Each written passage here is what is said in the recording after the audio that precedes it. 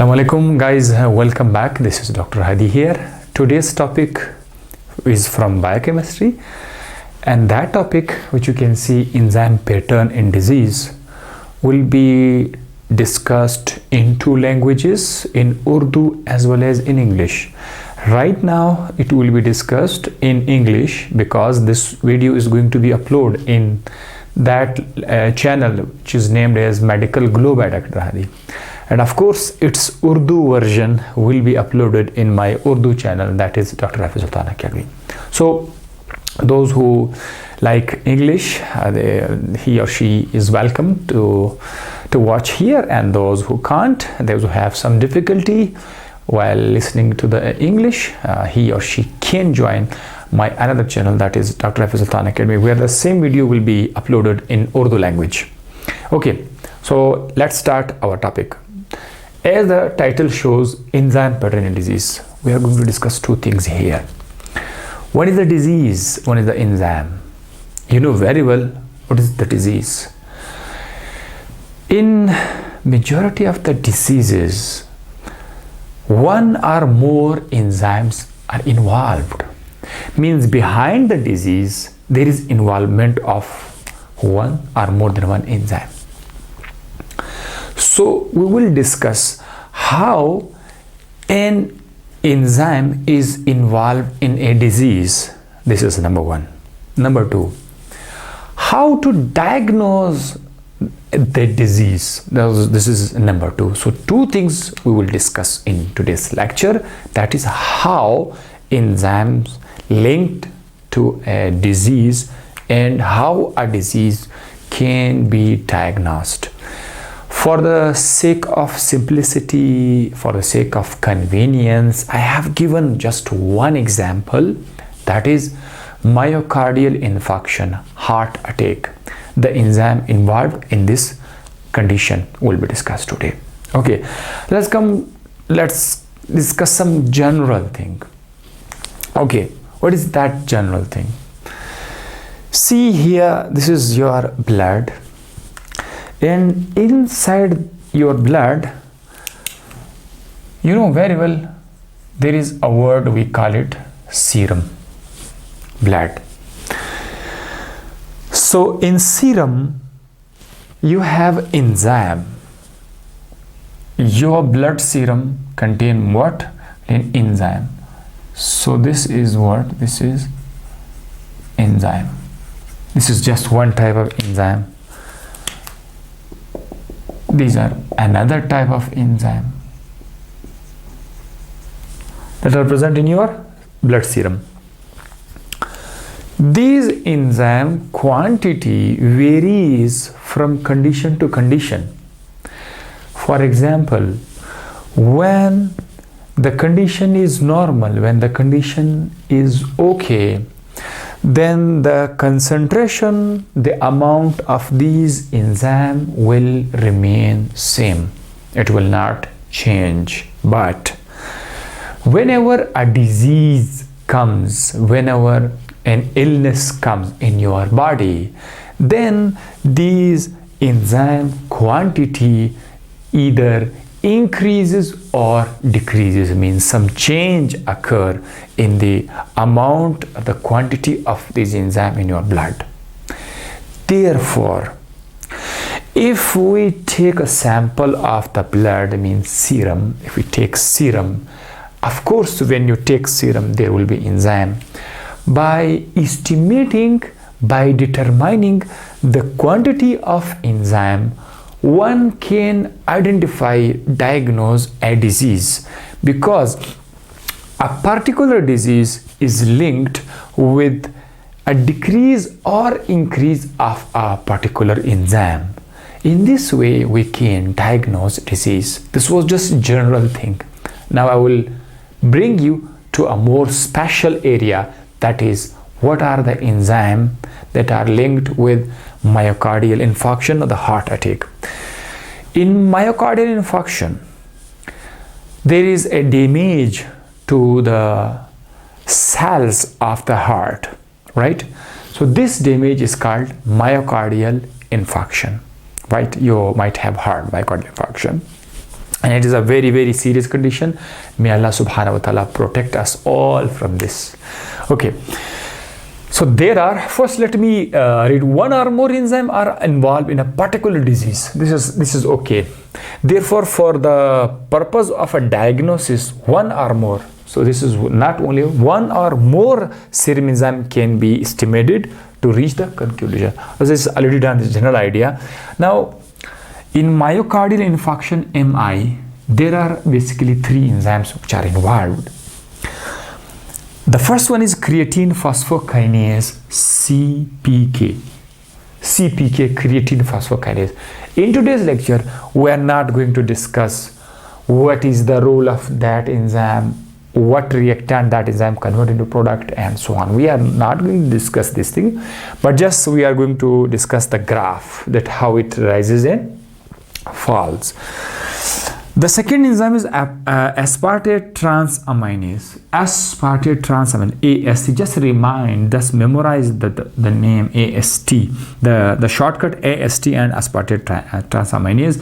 The third one is lactate dehydrogenase, LDH. LDH. This is already discussed. Okay, LDH. And my one video has already been uploaded on that lactate dehydrogenase enzyme as an isoenzyme. Okay, 3 enzymes we have. Now we will check what happens to the quantity of any of this particular enzyme in your blood. Now we will check, but before we discuss the graph, let me tell you to memorize some basic things, like at which time a particular enzyme start rising. You need to record that time. You need to record that time. At which time? At 5th hour, at 5th day, at the 3rd hour of the disease, at the 6th day of the disease. So what is that particular time at which the enzyme start rising? At which the enzyme start rising, changing. And second, at which time the enzyme concentration reaches to the maximum. You need to record that time as it means. If at the 3rd hour one enzyme start rising, and at the 12th hour it reaches to its maximum, it cannot be increased further. So that will be the time to reach the maximum level. Okay, the third time is, what is that time in which the enzyme start decreasing back and reaches to the normal value from which is just like it was initially in the absence of the disease. So these are the 3 timings: at which time it start rising, at which time it reaches to maximum, and at which time it comes back to the normal. So these are 3 values, and with every enzyme I have mentioned these 3 values. Just like creatine phosphokinase, CPK, this is 1 value, this is 2nd value, and this is the 3rd values. Okay, memorizing these values will help you in the right diagnosis of the disease, and of course I will explain this through the graph as well. Okay, first creatine phosphokinase, CPK. Where is CPK? This is creatine phosphokinase, and the color is blue. Creatine phosphokinase, here you can see some blue dots, this one and this one, right?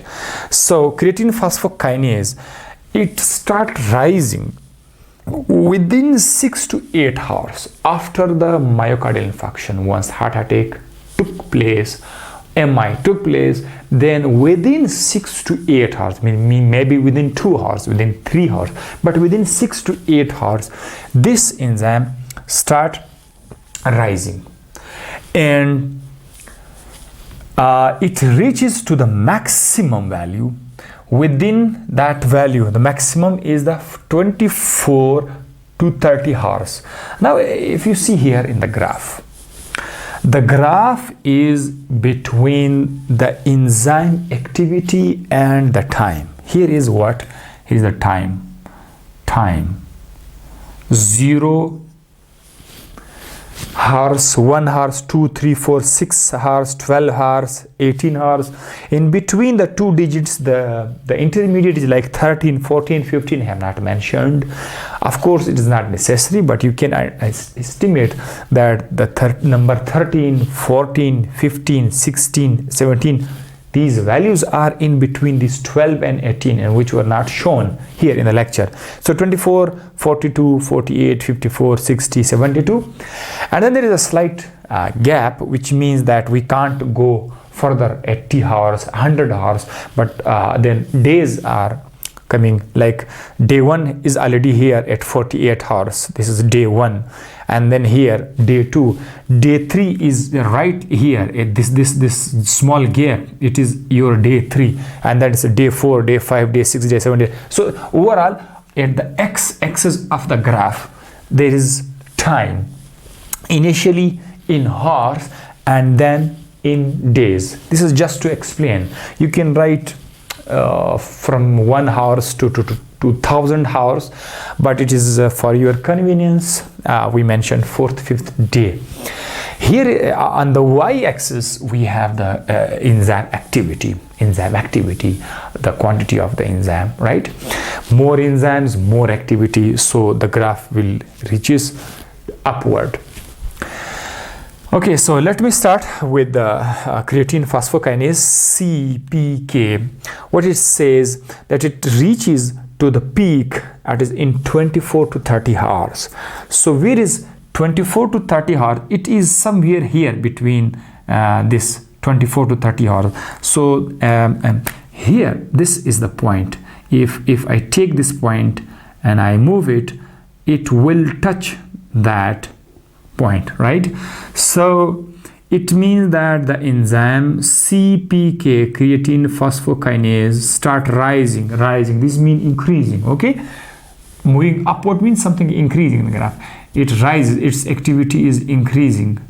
And here it reaches to that point. So it means that it cannot move further away. It cannot be increased further. So it will stop here. This is the maximum point, the maximum activity, the maximum amount of enzyme. So at which time the timing between 24 and 40, that is 30, right? It is already mentioned, 24 to 30 hours. This is the point. And now this enzyme will go back to the normal value. So it will do this by decreasing its concentration. So slowly it will decrease and will come back to that level. So at which time, that is second or third day. Definitely second and third day will fall here. This is the point. So this is the point. This is third day. So here will be the second day. So I will bring that graph here. Okay, so this is my second and third day. So this graph shows creatine phosphokinase, the interesting pattern of the enzyme in myocardial infarction. Start here, increasing, reach to the maximum, and then come back at second or third day of the myocardial infarction. So when there is a person suffering from that myocardial infarction, in the beginning you have the opportunity to check, to diagnose by checking this enzyme CPK. If within 6 to 8 hours and then up to the second day, you will see the enzyme creatine phosphokinase in his or her blood. Definitely this is first diagnosis, but this is not enough. You can go for other enzyme as well. The second enzyme is aspartate transaminase. AST is another enzyme. We're not going to discuss what that enzyme actually do in the body when we are not concerned for the right time. Aspartate transaminase, again we have three values. The first value is at which time it start rising. So it rises sharply after CPK. Means once the creatine phosphokinase rises, and immediately after the arise of this enzyme, that second enzyme also start rising. That is 8 to 9 hours. So 8 to 9 hours falls somewhere here, right? This is AST, aspartate transaminase. Fine, start rising here. So we can bring here like this 6 to 8 hours. It starts from this region. It starts from this region, and I can bring it. I can take it to the maximum. Where is the peak value? Is the peak value is 48 hours. Where is the 48 hours? This is 48 hours. If I just draw this line, so it will touch this point. It means that the enzyme AST, aspartate transaminase, will start rising. It will start rising and reaches here, right, within 48 hours. This is the maximum value, the maximum activity of the enzyme, and then it returns to the normal within 4 to 5 days. So 4 to 5 days here, we will bring that line back to this point. So here, this will be the, yes, and now I'm going to write this once again. So this is your second enzyme, AST, aspartate transaminase enzyme. This is the pattern of that enzyme. Starting from one particular point and moving, then reaches to the maximum and back to the normal. So 4th to 5th day normal reaches to within 48 hours, and it's starting within that 8 to 9 hours. So you can start this value from that value by removing this. Okay, so 8 to 9 hours will be here. And the third enzyme is the last enzyme, lactate dehydrogenase. Something very important that I would like to discuss. This is the enzyme that appears very late in the blood, and remain in the blood for a very long time. And it is the enzyme that finally reaches to the normal level once all those two enzymes remain finished from the blood. Their quantity is very, very decreased in the blood, but this is the only enzyme that stays for a very long time. That's for a very long time means how much? Here, rises at the second day means, this is very important to note, you cannot search for this enzyme on the first day of the heart attack. You cannot search, you cannot find. On the second day of the myocardial infarction, you can trace this enzyme. So this is the very, very first thing. So you can't see it here on this 12, 14, 40. You may start seeing it here, round about here. Okay, here it will arise on the second day. So once you start checking, it's considered on the second day, then it will reaches to the maximum value. And I will start raising it. This is the very initial concentration when there was no heart attack, So this point shows when there was no heart attack. It will start increasing and moving up here, right? This is the maximum value for the LDH, maximum for the LDH, lactate dehydrogenase. And what this point shows? This point shows that it reaches to the peak in 48 hours. That is in, this one, 3rd, 4th day. In 3rd to 4th day. So the 3rd and 4th day is here. So if you start raising this point up, it will touches this dot. So this is the 3rd and 4th day here. It will be maximized. Its maximum concentration will be obtained here, and after the 4th day, it will start falling. And how many days will it take to reach to the normal? 1 day, 2 days, no, 3. It takes almost 11 to 12 days. Means at 11 to 12 days, it reaches to the normal value. Normal value means that value at which it was initially in the absence of the disease. So if a person has suffered from myocardial infarction and he has brought to the hospital on 4th day, on 4th or 5th day, so what will you do?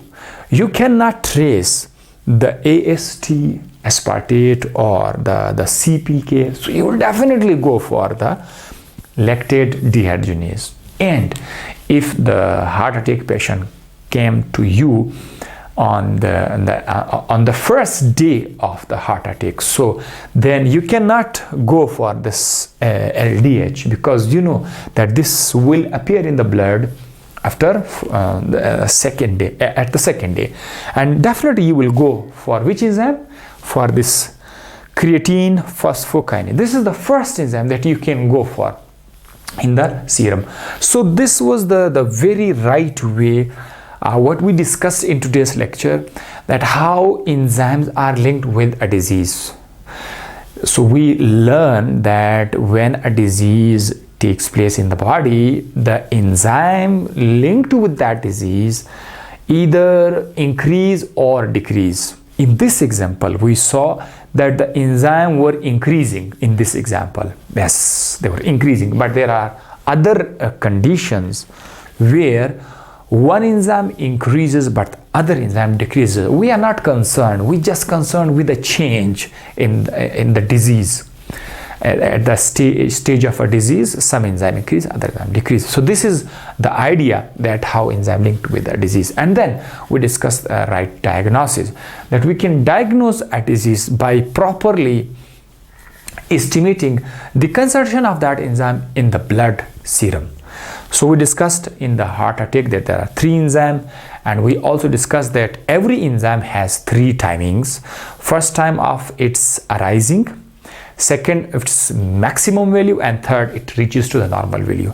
I hope by keeping these values in your mind, you will be able to diagnose the myocardial infarction very rightly. So see you in the next video. Thank you. Bye bye.